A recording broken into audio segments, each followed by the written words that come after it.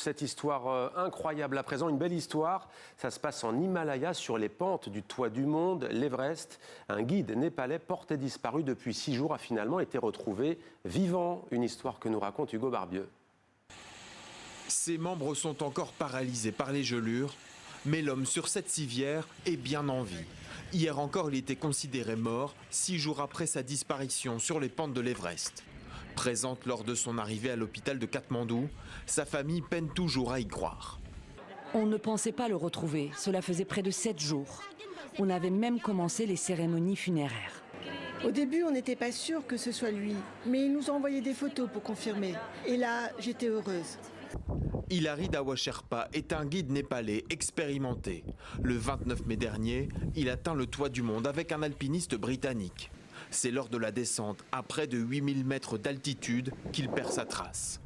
Les recherches pour le récupérer n'ont rien donné. Alors persuadé qu'il a définitivement perdu son coéquipier, il lui rend hommage sur les réseaux sociaux. Le chemin vers le sommet, puis retour, devait nous prendre 5 jours. Il en a duré 11.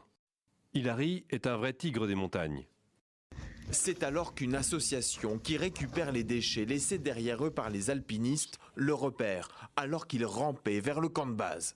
Comment cet homme a-t-il pu survivre si longtemps dans l'un des environnements les plus hostiles de la planète, par des températures souvent en dessous des -20 degrés et où l'oxygène est rare?